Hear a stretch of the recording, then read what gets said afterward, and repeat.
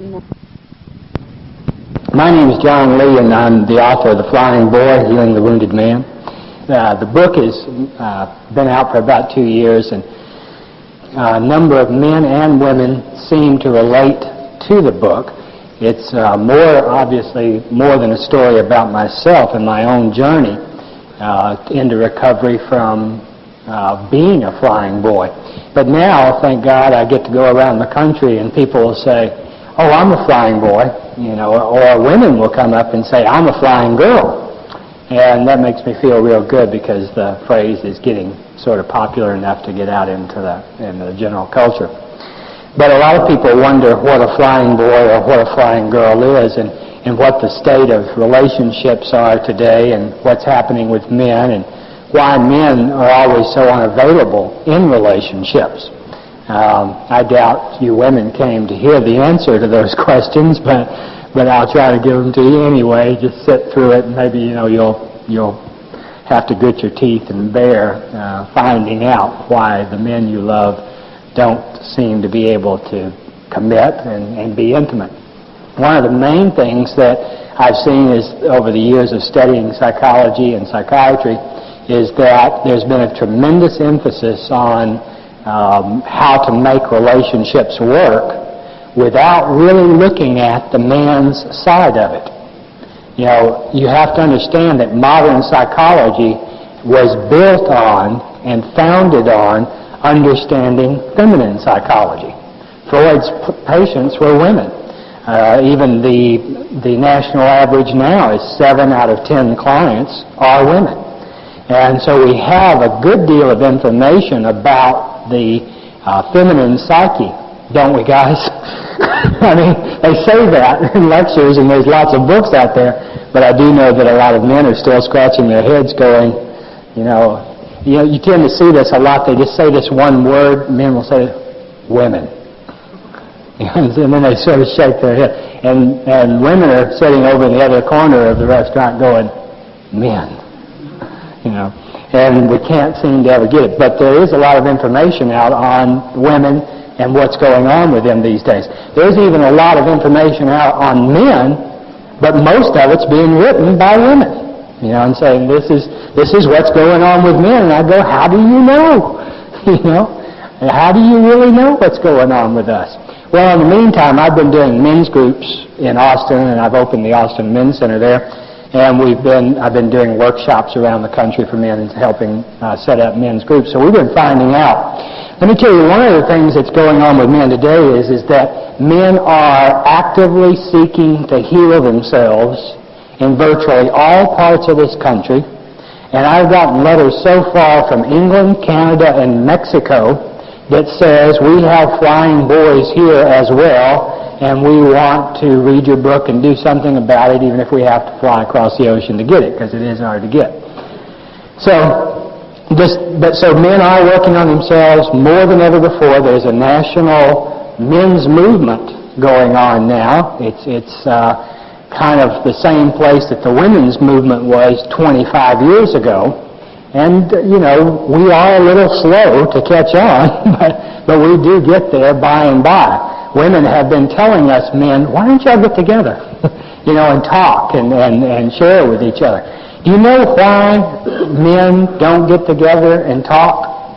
It's because men are afraid of men. Men are very afraid of men. I'm even talking about the men who are conscious, healthy, reading men. By and large, men are afraid of men. And what women don't understand is, why would that be so? Because we as women are not that afraid of other women. Why are you also afraid of each other? The answer may lie in the fact that us men, most of us, were scared to death of our fathers. Just absolutely scared to death. Or, if not scared to death outright, we didn't have any fathers there to be scared of. They were gone. Where were they? Work, alcohol, more work,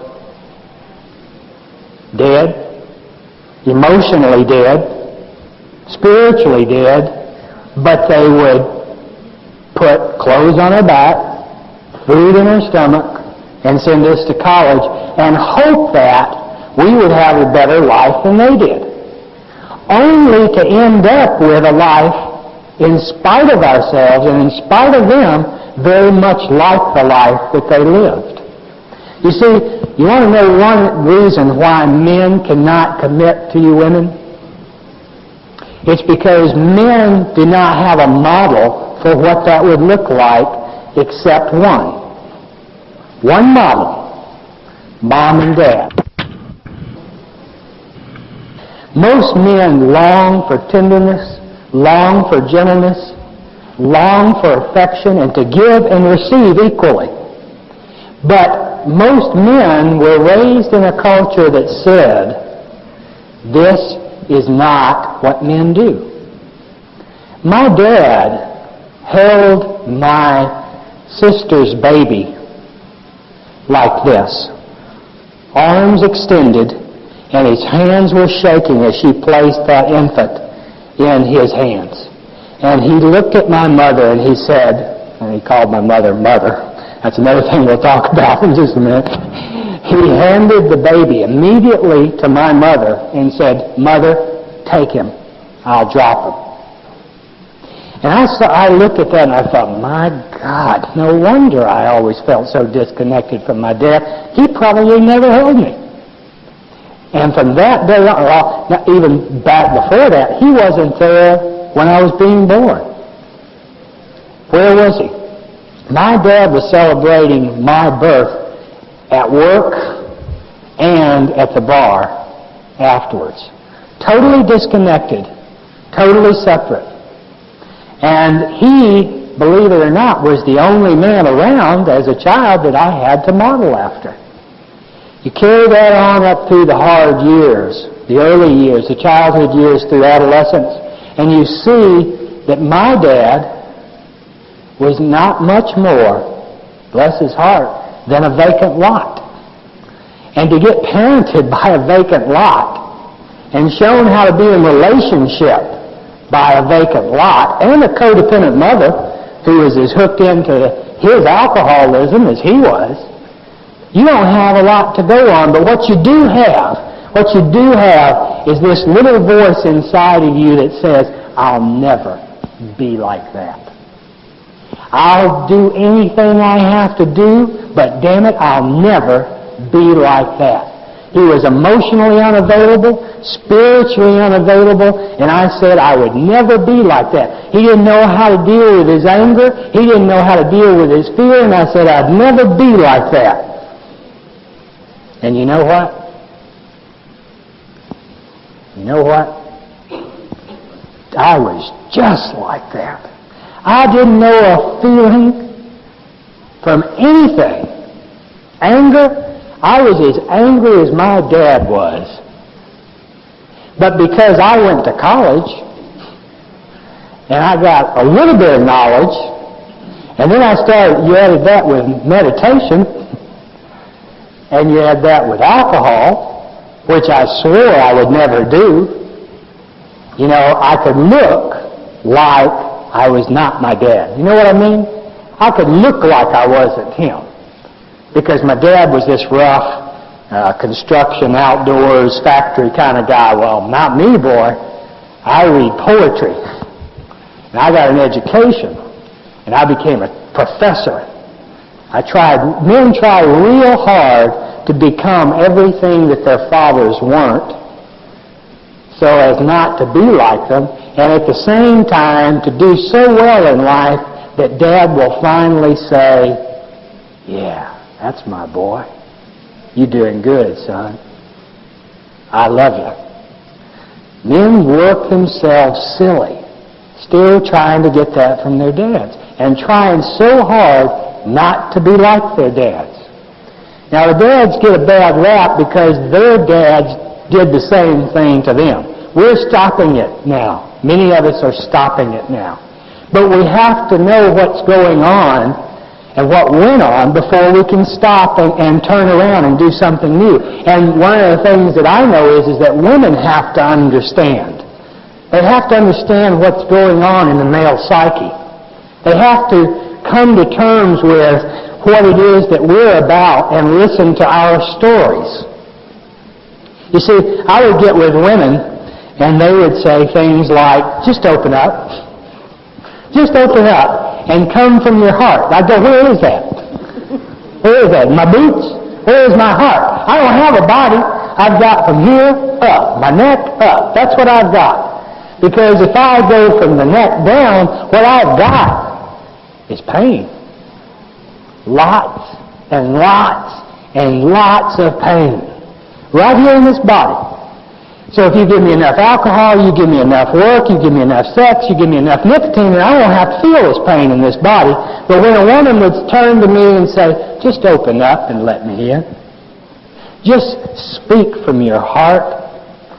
That was one of the things I hated as much as when somebody, man or woman, they would say, flying boys, I got to tell you, are notoriously intense. They're very intense people. Most men, they'd say things like, John, man, you need to lighten up. I'd go, how do you lighten up? People keep telling me that. How do you lighten up? And they'll stop saying it. They say, see what I mean?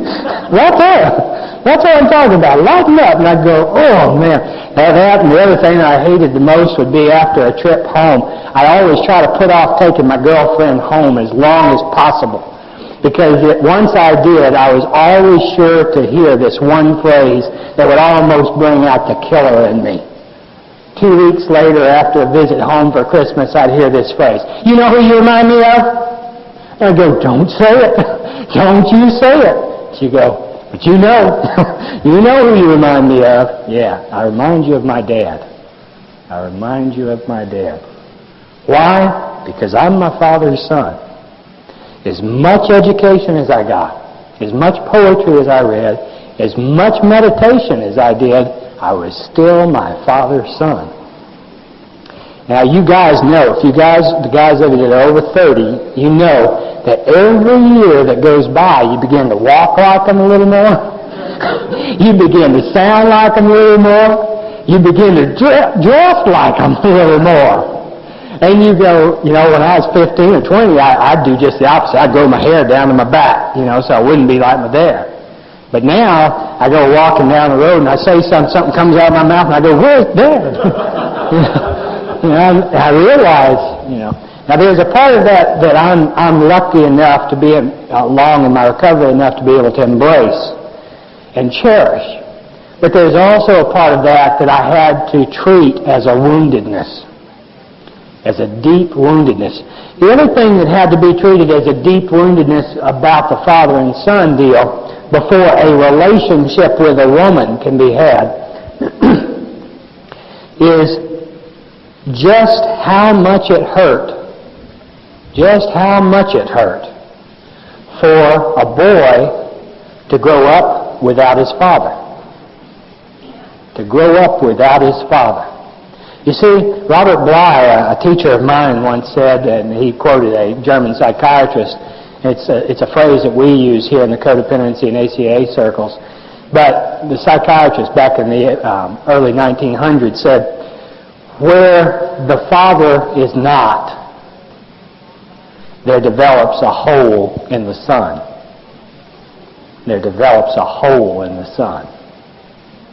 Now, I don't know about you guys, but I know I had one because my father wasn't there, and there was this big, gaping hole that I had to try to fill with something that the father was supposed to fill.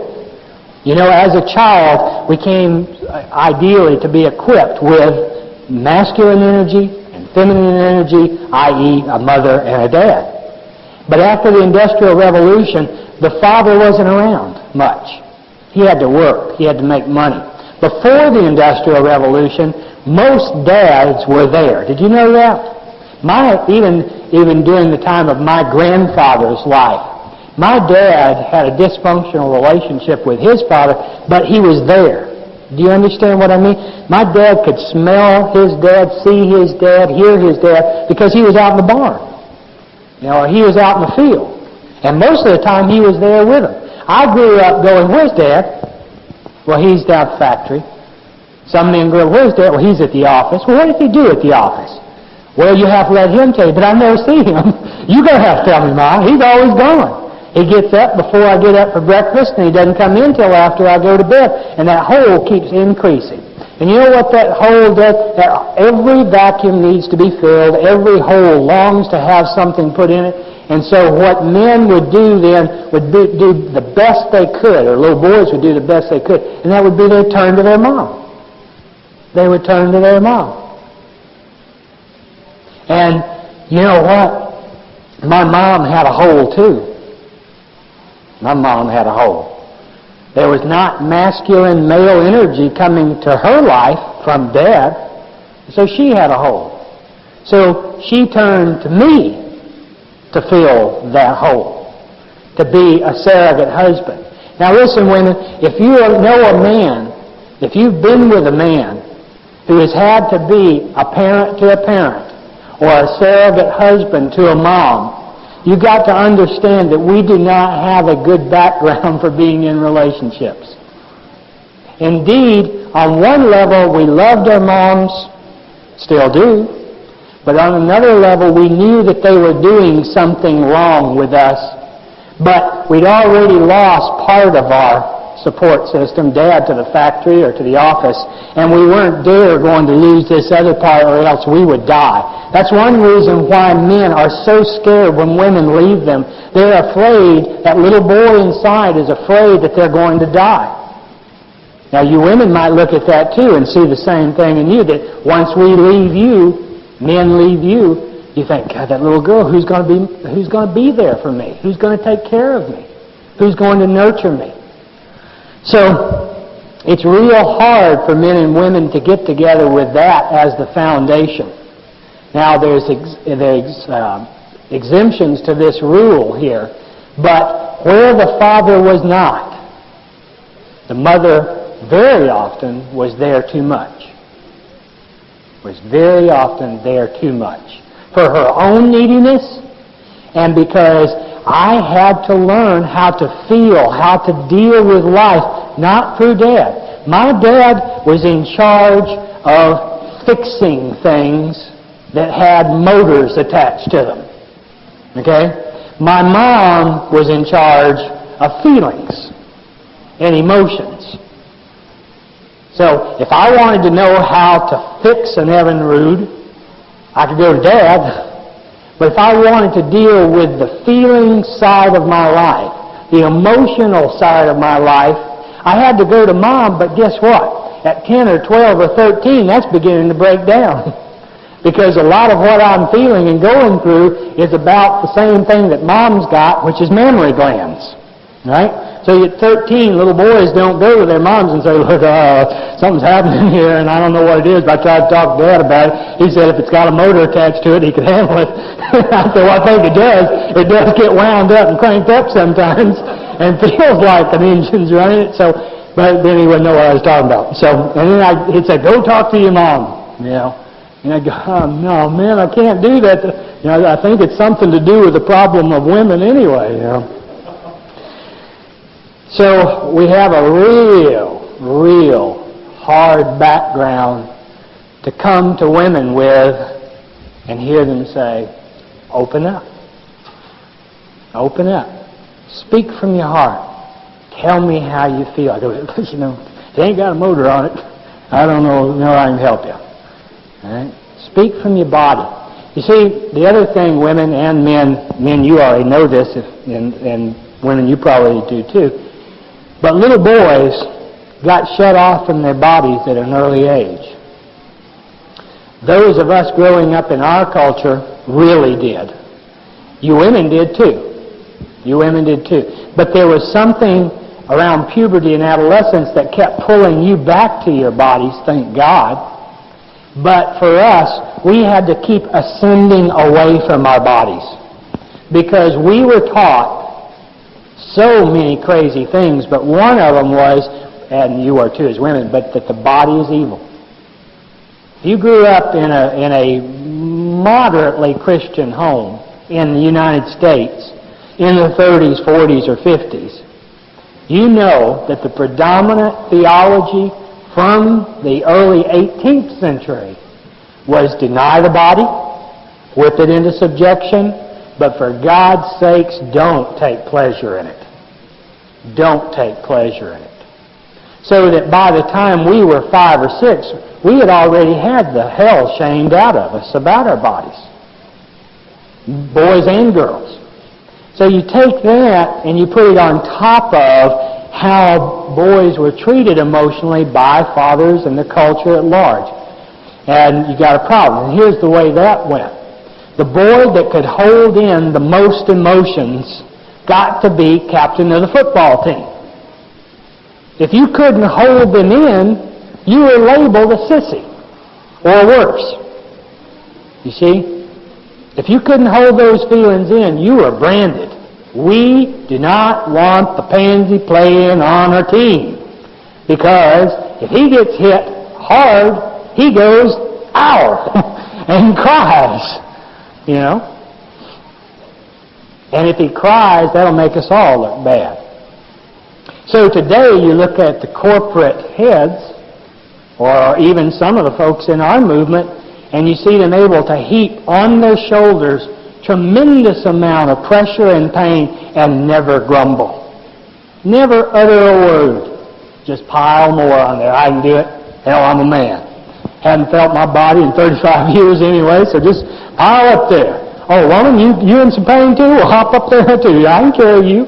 I can carry you. I can carry my children. I can carry my work. I can carry everything and stuff it inside me and then be totally cut off from my feelings and my emotional life, except at the rarest occasion. The rarest occasion. Very often, the only time that I could feel anything was when it was intense. You know that one? If it was intense enough, it might get in there. So I would keep my life so jazzed up that there would always be drama and intensity going on, because if it wasn't, I would feel bored. And I wouldn't feel anything at all. Do you ever have that? You know what I mean? But as long as I kept that going, then I could feel something. Now I'm going to tell you something. A lot of men are doing a lot of work, but they're still doing it from the neck up. They don't do it with their bodies. They don't feel it in their bodies. That's the only thing that I have a major problem with in a lot of modern psychotherapy, traditional psychotherapy, is that the body has been left out of the process. You know, it's just been omitted. Look back at our culture and you understand why. You know, most of the people who have been doing the omitting have flown up into their head. See, that's the thing about the flying boy. The flying boy flies up into his head. He flies off into fantasy. He flies away from relationships. He flies away from commitments. He can't ever seem to quite get those projects done. But he's always in flight from one thing or another, or one woman or another. And he flies 2 other women, 2 other projects, and he starts them all over again. And there's a lot of drama in that. Isn't there a lot of drama and intensity in those new relationships, in those new projects? Man, if that won't get you buzzed, I don't know what will.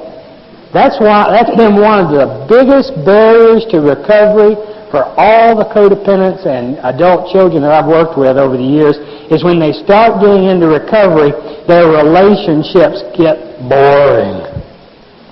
And so I hear these people all the time, I'll say, do you ever see anybody at an Al-Anon meeting that you really are attracted to? No. They make great friends. They make really good friends, all the Al-Anon people. Women say this about men say this about women. But I never see anybody I'm really attracted to. You ever heard this syndrome a little bit? I don't know why that is. There's 60 people at our Sunday CODA meeting, and out of that 60 people, there's lots of women there, and there's lots of men there. And you say, well, don't you find any of these people attractive? No, they're too healthy. Too healthy. No drama in this, no intensity in that. Hell, I won't feel a thing if I get hooked up with her. You know, all we'll do is just be happy. You know? It'll be too smooth. You know, and that, God. You know, what would I do with that? I grew up in hell. You know, I can't be dating somebody where I'll be happy. Besides that, I need the jazz, I need the excitement, I need the juice, because if I don't have it, I won't feel much. I just won't feel much. And we grew up in such intense situations and circumstances that, we really thrive on that intensity and that darkness and that pain and that powerlessness. And many of us still have this notion of, well, I'll lose this person I love and then I'll be real creative for a while. You ever have that notion crammed in your head? So I don't know where that one came from. The suffering artist syndrome, I call it, for adult children. They love to have intense, dramatic relationships and then do what I do with them, and that's turn them into a book after they're over. Right? It works real well, and I got a movie deal out of it and everything. So somebody the other day said, there's this real nice woman I want you to meet. And I go, well, I'm working on another book. If I meet her now, I won't be able to finish my creative work. So I decided to turn that around and met her anyway, and I still finished the book. The drama and the intensity and the darkness and the lack of feeling from the neck down, is real important. I got to tell you, part of my recovery has been, and the work that I've been doing over the years, has been in emphasizing the body, the feelings, what's going on in the shoulders, the back, the buttocks, the legs, the feet, the stomach. I'm doing training sessions for therapists now around the country, trying to teach folks how to become aware of the body in greater and greater ways, deeper and deeper ways, because the body will tell us when we're in codependency and when we're not. But everybody's so cut off from it that no one really knows. They go, am I being codependent now? Well, if you had your stomach back and you felt that twist of a knot, you would know. Do you know what I'm talking about? But men don't have their bodies. Here's another reason, ladies and men, why I didn't have my body, and I'm lucky to say now I'm in it a lot. But one reason why we didn't have it is because this body got abused, got severely abused. And abuse can only be compensated with disassociation and diminution of that pain, right? A dismissal of the pain. See, a lot of the men sitting in this room right now got hurt physically a lot as children. How many of you got a whipping as a boy with a belt or a switch? Nearly every man in here. You know what that'll do to the body? You know what that alone will do to the body? It'll freeze it up. Because when a kid is being switched or paddled or hit with a broom or hit with a fist or hit with a coat hanger, the body stops breathing. And it goes, and it stops and it tenses everything in the body. You don't see kids getting beaten going, yeah, I'm breathing, just keep hitting me. You don't see that. You see them tense up, tighten up every muscle in their body, and they go like that, and they go, okay, I can get through this. I can get through this. I can do it. And they can. We did. That's how we got here. We got through it. But in the process, enough of that caused us essentially to be walking around like this, always unsure when the next blow, emotional blow, physical blow was coming. Now you women got that too. Many of you women got that. But nearly every man in here raised their hand and said, I got that. Now, something that a lot of people don't understand though is that bodies freeze up and armor up like that when somebody rejects them, ridicules them, criticizes them, demeans them, or demoralizes them. The body stops breathing and holds it in and waits until it's over. So it seems like so many adult children that I work with are kind of in that position of like, wait until it's over. Just kind of gritting their teeth and waiting until it's all over. Wait until the fun begins and the hurt stops.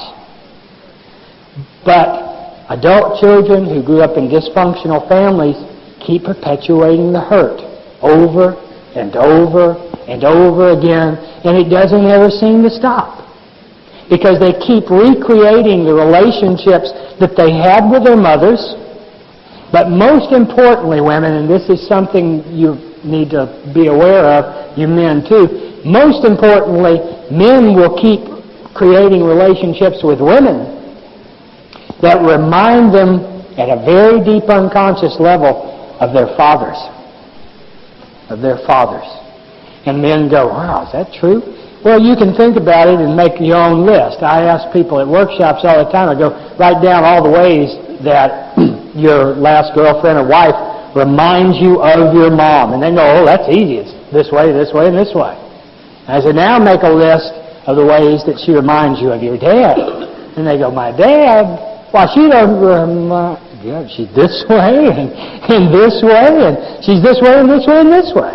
Very often for lots. So those more of us who are more educated and sophisticated, we just go out and find an opposite partner that will remind us of both of them a lot of the time so that we can work on our stuff and get through it much more quickly. But if we don't do that, see how many of you have gone out, you men, see how many of you have gone out and got with a woman that was like your mom.